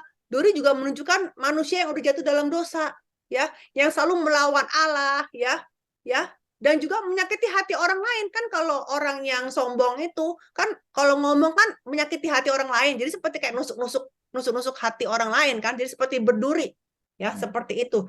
Jadi duri ini menggambarkan manusia yang berdosa, ya. Jadi hanya bisa nusuk hati Tuhan, nusuk hati orang lain. Seperti itu. Tapi walaupun sungut-sungut mereka tajam seperti duri, tetap saja Allah penuh belas kasihan dan tetap menurunkan mana. Ya. Nah, tetapi mana itu adalah mana jasmani. Ya. Hari ini Yesus Kristus adalah mana rohani. Ya. Tolong dibaca. Yohanes 6 ayat 48 sampai 51. Akulah roti hidup. Nenek moyangmu telah makan mana di padang gurun dan mereka telah mati. Inilah roti yang turun dari sorga. Barang siapa makan daripadanya, ia tidak akan mati. Akulah roti hidup yang telah turun dari sorga.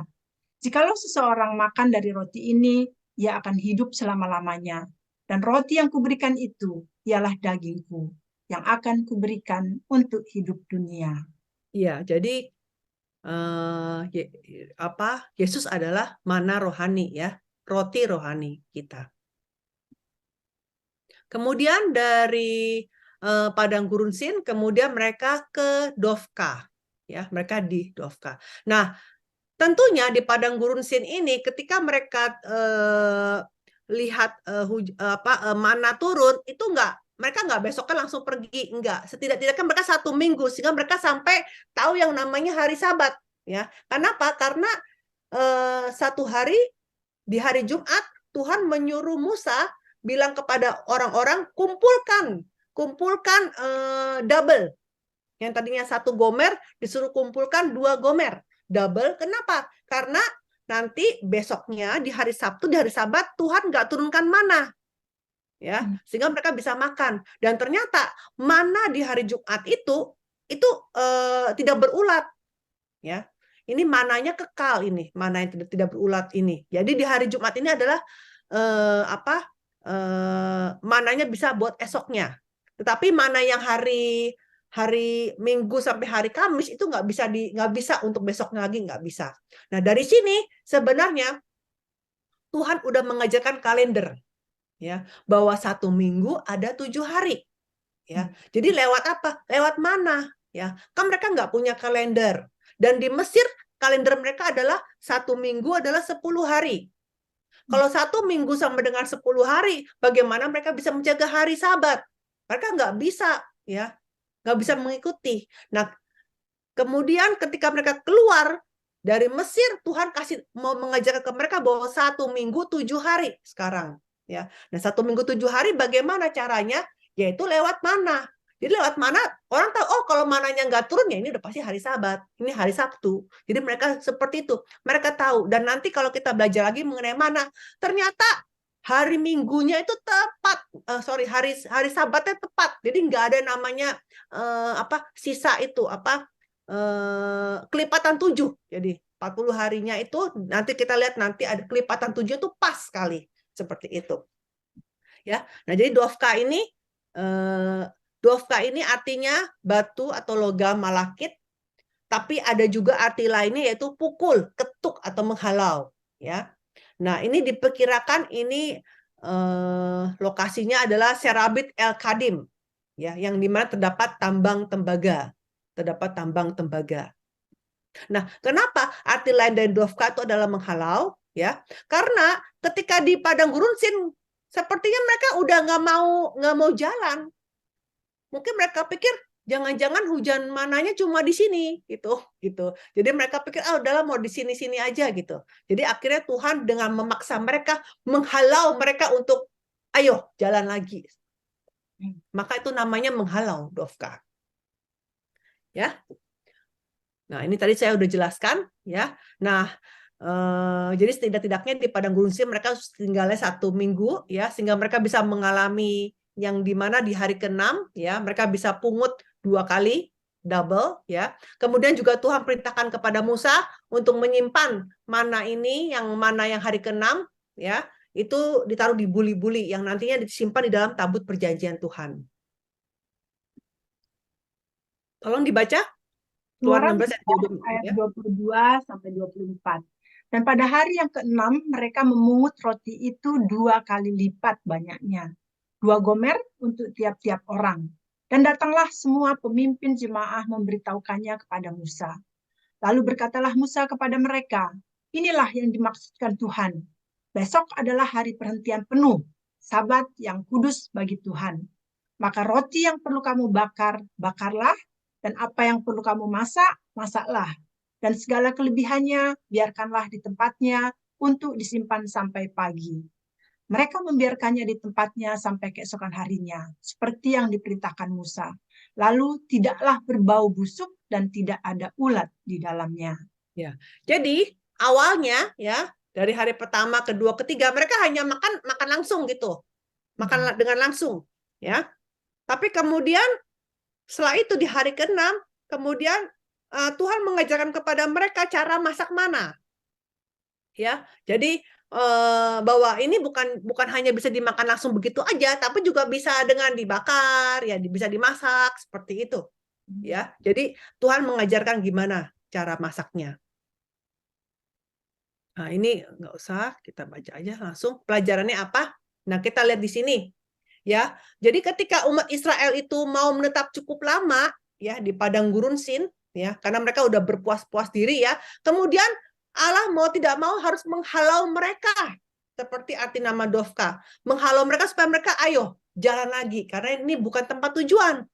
Ya. Nah, kata menghalau ini sama seperti waktu setelah Yesus itu melakukan mujizat 5 roti dan 2 ikan. Ya. Waktu itu orang-orang kan mau menjadikan Yesus sebagai raja dunia, ya.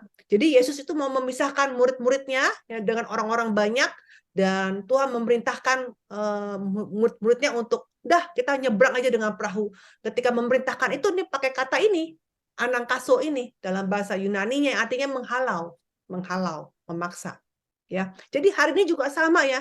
Ketika dalam hidup kita, kok Tuhan membawa kita ke sini atau menghalau kita seakan-akan, loh kenapa Tuhan ini kayaknya udah nyaman di sini, tapi kenapa kok aku tiba-tiba disuruh ke sini gitu. Kita nggak mengerti alasannya, tapi ya kita harus percaya bahwa sebenarnya ada pemeliharaan Tuhan, ada maksud Tuhan, ada kehendak Tuhan yang lebih besar daripada itu. Ya, jadi kita harus taat ketika Tuhan memang membawa kita ke tempat yang lain. Dan kemudian dari Dovka kemudian mereka ke Alus.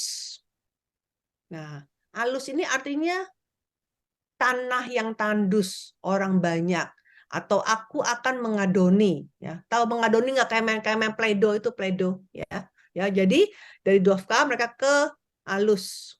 Ini sekitar 18 km. Yang hari ini adalah Wadi El Esh.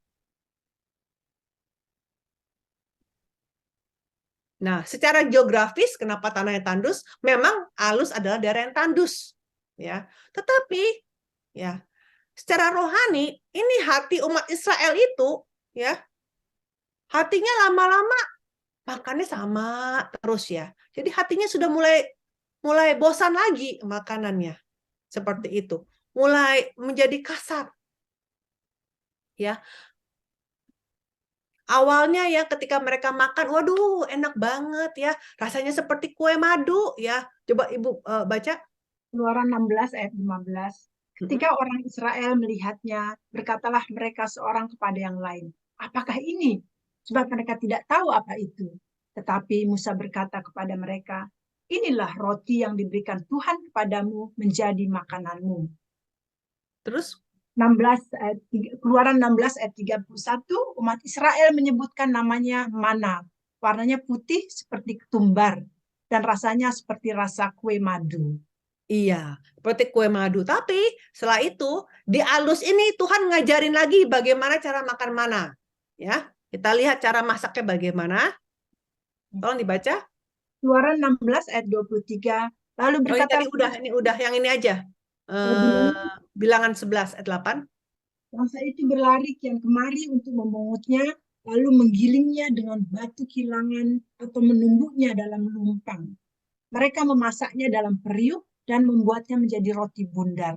Rasanya seperti rasa panganan yang digoreng. Nah, kata yang digoreng ini sebenarnya bahasa Inggrisnya prepare with oil. Jadi maksudnya setelah ditumbuk-tumbuk ya, jadi kayak tepung itu dicampur dengan minyak zaitun, terus diadoni seperti itu. Jadi seperti itu. Jadi maksudnya ya. Ya, jadi maka itu sesuai dengan lokasinya ya di alus ya. Maka di alus ini mereka mulai mana itu mulai dihancurin. Ya, mulai ditumbuk, dicampur dengan minyak zaitun ya, terus mulai dimasak. Ya. Nah, seperti demikian ya. Saya sebelum cerita ini saya akan satu lagi ya. Ini saya agak sedikit membelok sedikit ya. Nah, Yesus juga sama sebenarnya. Kan tadi Yesus itu adalah mana ya. Sebenarnya kan orang itu cukup percaya sama Yesus kan sebagai roti ya kan tadi kan Yesus kan bilang akulah roti hidup ya. Tapi orang nggak mau terima Yesus ya kan. Maka itu Yesus harus disalib. Yesus sebelum disalib pun Yesus badannya sudah hancur kan. Jadi ini menggambarkan bagaimana Yesus ini ditumbuk di palungan kan, itu kan kalau tumbuk itu di tempat batu kan, palungan ya. Yesus itu sudah lahir ya di palungan kan, palungan zamannya Yesus itu palungan bukan terbuat dari kayu ya, tapi terbuat dari batu ya. Jadi sebagai apa? Badan Yesus tuh harus dihancurkan supaya orang bisa terima Yesus. Ya. Yang jadi dari makanan keras menjadi makanan yang lembut untuk supaya orang bisa menerima ajaran Yesus. Ya, seperti itu. Jadi ini sebenarnya sudah menubuatkan bagaimana ya seperti Yesus itu badannya itu harus dihancurkan ya untuk supaya kita bisa menerima firman Yesus. Ya, luar biasa sekali itu, nanti kita belajar lagi ya. Ya. Jadi segala hal dalam hidup kita ya, kita ini kan seperti kayak tanah liat ya yang dibentuk oleh Tuhan ya. Nah, kita haruslah punya iman yang rendah hati ya. Terserah Tuhan, Engkau mau bentuk aku seperti apa karena hidupku ada di dalam tanganmu ya. Tolong dibaca. Yesaya 64 ayat 8. Tapi sekarang ya Tuhan, Engkaulah Bapa kami. Kamilah tanah liat dan Engkaulah yang membentuk kami. Dan kami sekalian adalah buatan tanganmu. Mazmur 31 ayat 6. Masa hidupku ada dalam tanganmu. Lepaskanlah aku dari tangan musuh-musuhku dan orang-orang yang mengejar aku. Iya. Sekarang yang terakhir adalah dari alus ke Rafidim. Ya. Nah, di Rafidim ada masalah nih. Di bilangan 3:14 dikatakan mereka berangkat dari Alus lalu berkemah di Rafidim, dan di sana tidak ada air minum untuk bangsa itu. Ya. Nah, hari ini disebut dengan Wadi Firan. Jadi masalahnya apa? Tidak ada air. Ya. Karena kenapa? Harusnya di Rafidim itu ada air. Ya. Jadi memang Rafidim itu awalnya ada air, seperti kayak oasis ada air. Tapi ternyata sampai di sana lagi musim kering. Sampai-sampai mereka mau merajam Musa dengan batu. Dan disinilah mereka bertengkar dengan Allah. Ya, kan Rafidim itu artinya apa? Padang rumput, kan bagus ya namanya. Artinya tempat istirahat. Rafidim tempat istirahat. Ya, karena tempat istirahat logikanya ya ini oasis ya, ada tempat air, ada airnya. Tapi ternyata kering. Dan mereka mau merajam Musa. Mereka bertengkar dengan Tuhan. Dibaca. Keluaran 17 ayat 2-4. Jadi mulailah mereka itu bertengkar dengan Musa. Kata mereka, berikanlah air kepada kami supaya kami dapat minum. Tapi Musa berkata kepada mereka, Mengapakah kamu bertengkar dengan aku? Mengapakah kamu mencobai Tuhan? Hauslah bangsa itu akan air di sana. Bersungut-sungutlah bangsa itu kepada Musa dan berkata, mengapa pula engkau memimpin kami keluar dari Mesir untuk membunuh kami, anak-anak kami dan ternak kami dengan kehausan? Lalu berseru-serulah Musa kepada Tuhan, katanya, apakah yang akan kulakukan kepada bangsa ini? Sebentar lagi mereka akan melempari aku dengan batu.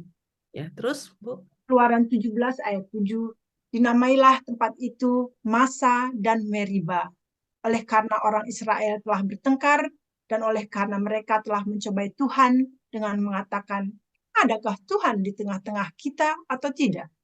Iya, jadi tempat yang tadinya bagus, artinya tempat istirahat, ya, akhirnya sama Musa diganti menjadi Masa dan Meribah, ya. Ya, dan kemudian karena masalah air ini, kemudian Tuhan suruh apain? Suruh Musa memukul sebuah gunung batu di Gunung Horeb. Dan ketika dipukul, keluar air batunya, keluar air dari gunung batu. Tolong dibaca. Mazmur 114 ayat 8 yang mengubah gunung batu menjadi kolam air dan batu yang keras menjadi mata air. Ya, terus?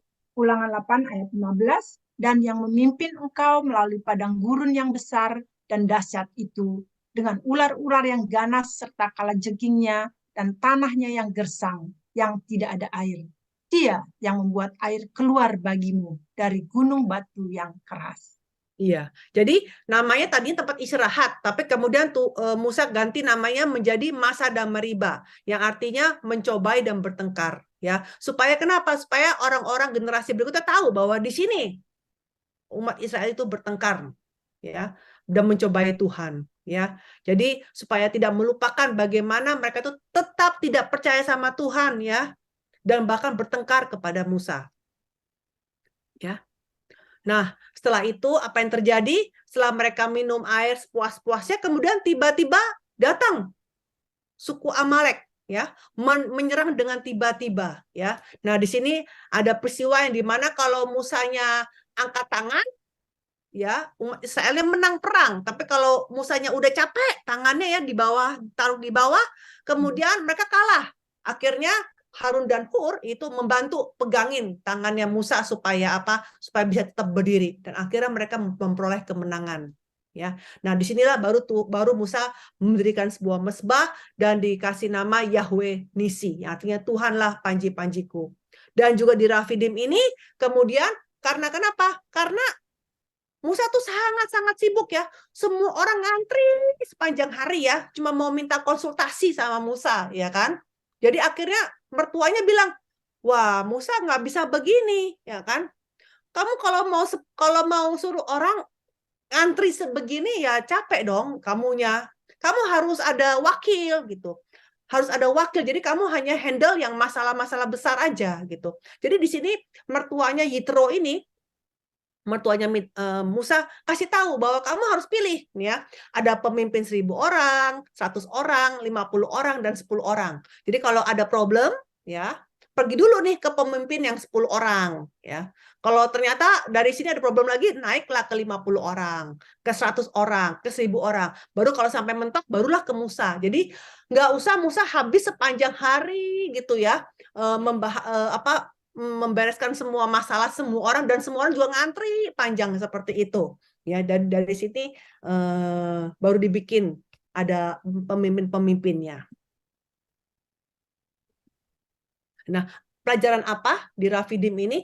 Ya, hasil dari sungut-sungut, ya, tanah yang indah menjadi tempat yang suram. Ya, nah, tidak ada damai bagi orang yang terus saja bersungut-sungut melawan Tuhan. Ya, Yesaya 48 ayat 22 dikatakan tidak ada damai sejahtera bagi orang-orang fasik, kata firman Tuhan. Ya, nah, tapi meski mereka terus mencobai Tuhan, tapi herannya Tuhan itu benar-benar, ya, kasih belas kasihan itu terus kepada umat Israel. Ya, dia tetap mengizinkan air itu memancar dari gunung batu di Horeb. Dan kalau kita lihat 2 juta orang dan ternak-ternaknya minum, itu berarti seperti sungai, ya. Ya, bukan cuma yang kayak air sedikit terus rebutan gitu, tidak, ya. Dan bahkan mereka bisa menang dari bangsa Amalek. Ya. Yesaya 54 ayat 8 dibaca. Tidak ada damai sejahtera bagi orang-orang fasik, firman Tuhan. Yang ini satunya. Yesaya 54 ayat 8. Dalam murka yang meluap, aku telah menyembunyikan wajahku terhadap engkau sesaat lamanya. Tetapi dalam kasih setia abadi, aku telah mengasihani engkau, firman Tuhan penebusmu. Iya, walaupun Tuhan itu murka, Tuhan itu marah sama mereka, tapi tetap mengasihi mereka. Jadi persis seperti orang tua kan, orang tua sama anaknya seperti demikian kan. Anaknya mau sebandel apapun, tapi tetap aja walaupun orang tuanya marah, murka, tapi tetap mengasihi anaknya seperti demikian. Ya. Jadi kita tutup pelajarannya sampai hari ini. Kita lihat bagaimana dari awal sampai akhir ini, dari nomor 1 sampai nomor 10 baru bahas 10 perkemahan. Kita sudah baca kan bagaimana mereka bersungguh-sungguh terus ya. Walaupun mereka sudah melihat banyak mukjizat ya. Kita doa dulu. Allah Bapa, terima kasih ya Bapa atas firman-Mu pada hari ini Bapa. Lewat peristiwa yang dimana umat Israel berjalan di padang gurun ya Bapa, Engkau telah menunjukkan betapa besarnya, betapa luasnya kesabaran-Mu Bapa kepada kami ini Bapa. Kasih Bapa yang terus saja ya mengasihi kami, yang mana kami terus saja bersungut-sungut ya dan tidak pernah puas dalam hidup kami. Bapak, kami dah mohon ampun ya Bapak atas segala sungut-sungut kami ya Bapak. Bapak, biarlah kiranya Bapak lewat firman-Mu pada hari ini Bapak, Engkau mengajarkan kami Bapak untuk kami lebih bisa hidup bersyukur kepadamu ya Bapak. Kami berdoa dan bersyukur dalam nama Tuhan Yesus. Amin. Amin. Ya, terima kasih banyak. Di mana pelajaran kita hari ini pasti kita semua sungguh sangat sepanung ya dari setiap kota-kota yang Semangat disebutkan. cepet-cepet ya bacanya semuanya. Tapi di situ kita diajak kembali dengan pelajaran kali ini juga, dan kita masing-masing juga bisa mentransformasikan juga kepada iman kita pada saat-saat perjalanan iman kita juga dengan kota-kota yang tadi dilalui oleh bangsa Israel.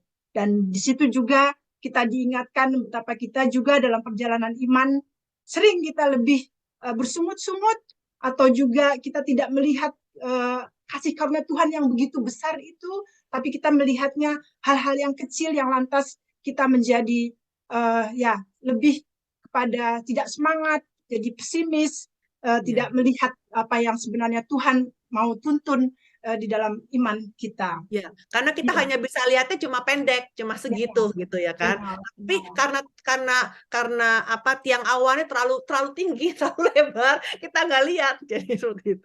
Ya benar. Ya, demikianlah juga kita juga sering mengalami dalam perjalanan iman kita seperti itu juga ya, dan kita kembali juga dengan pelajaran kali ini kita diingatkan sungguh-sungguh, dan kita mengetahui bahwa dari semua itu tetap bahwa Tuhan kita itu Tuhan yang penuh dengan kasih yang begitu besar, yang tidak terbatas, dan tujuan Tuhan adalah mau menyelamatkan umatnya, menyelamatkan kita pribadi demi pribadi dalam menjalani iman kita juga kepada Dia.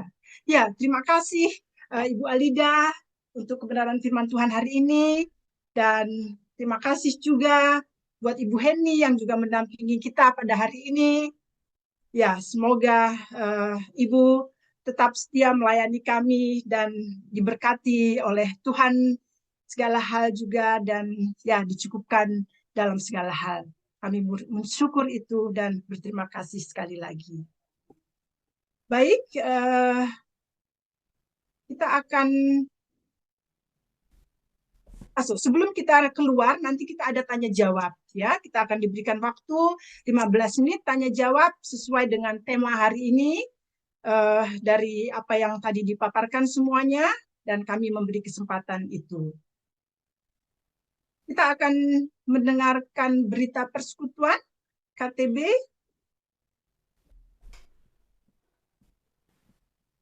Ya, ibadah kita yang akan datang akan dilaksanakan pada Minggu tanggal 2 Juli.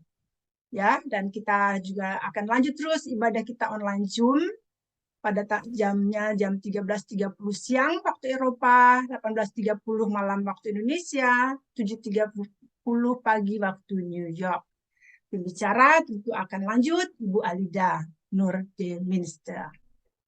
karena mata pelajaran firman Tuhan ini yang baru kita dengar ini ada sambungannya. Kami mengharapkan tentunya kehadiran Bapak, Ibu, saudara-saudara yang hadir di bulan depan dan agar kita sama-sama bertumbuh dalam kebenaran firman Tuhan. 2 Korintus 9 ayat 7, hendaklah masing-masing memberikan menurut kerelaan hatinya, janganlah dengan sedih hati atau karena paksaan, sebab Allah mengasihi orang yang memberi dengan sukacita.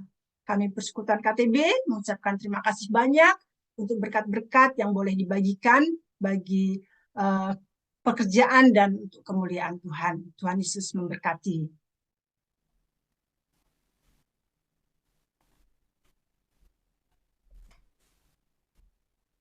Tiba saatnya kita akan mendengarkan pujian akhir dari saudari kita Murni. Silahkan Murni.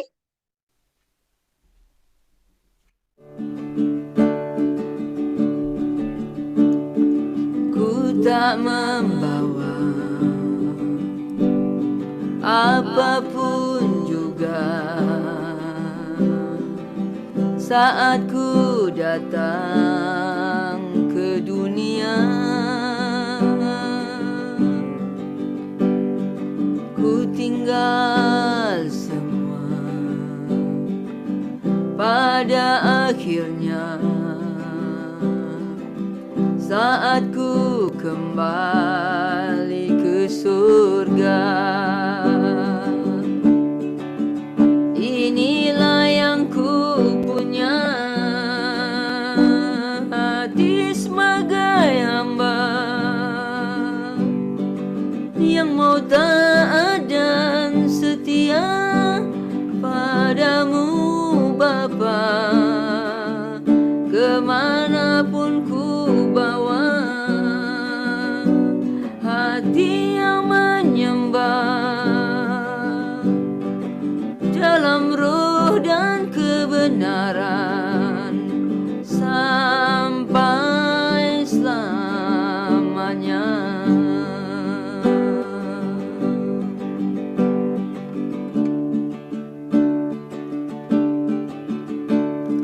Ku tak membawa apapun juga saat ku datang ke dunia. Ku tinggal semua pada akhirnya saat ku kembali ke surga. Inilah yang ku punya,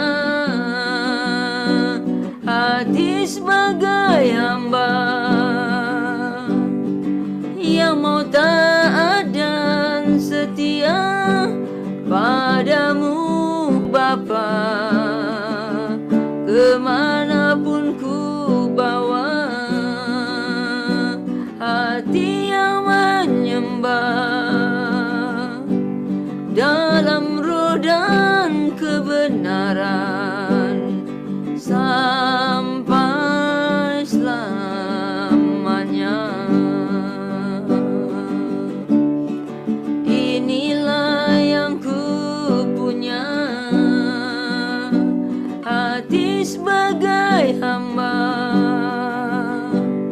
yang mau taat dan setia padamu Bapa. Kemanapun ku bawa, hati yang menyembah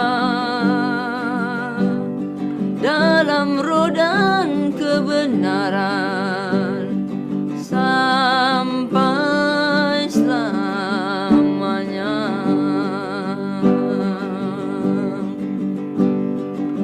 Dalam roh dan kebenaran sampai selamanya. Terima kasih Murni untuk pujiannya.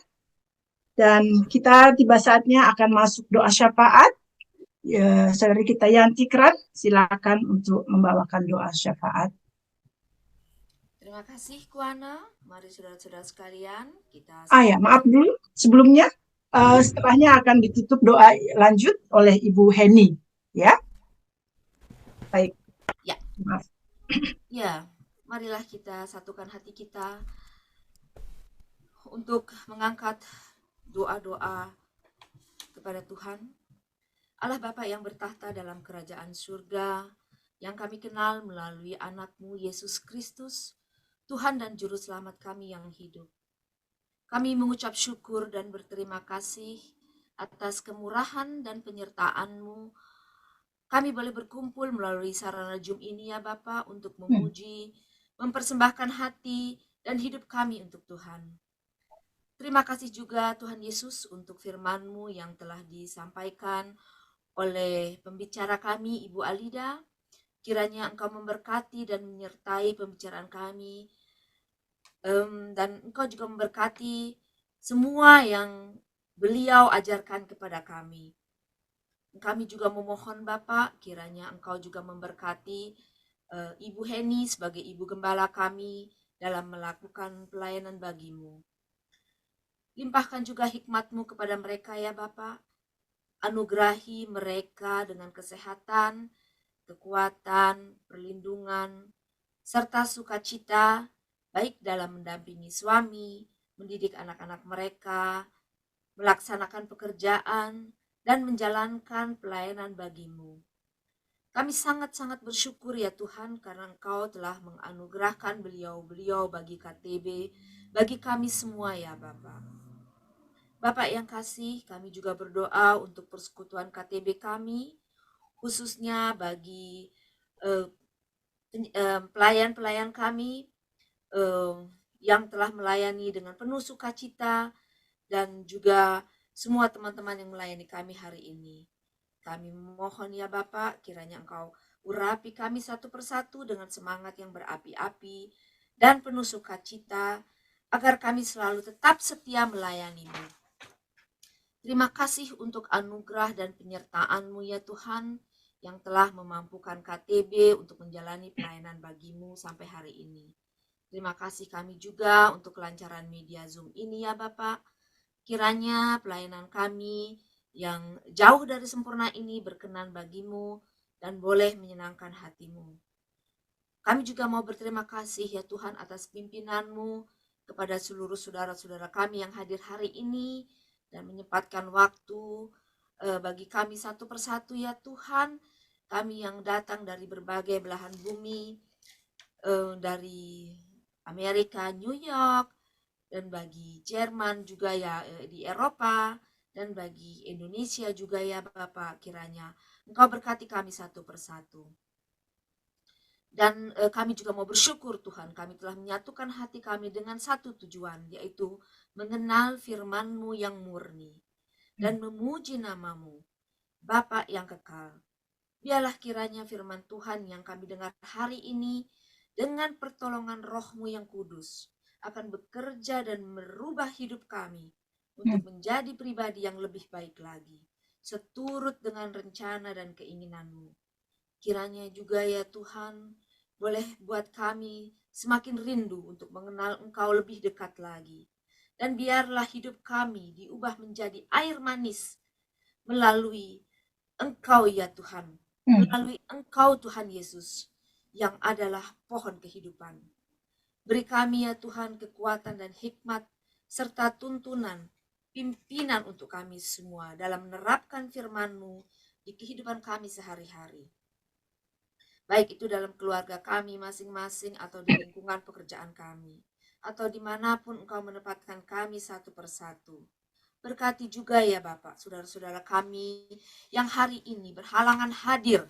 Dan bagi mereka yang sakit, kiranya Tuhan boleh beri kekuatan dan kepulihan bagi mereka. Engkau berkati obat yang mereka minum.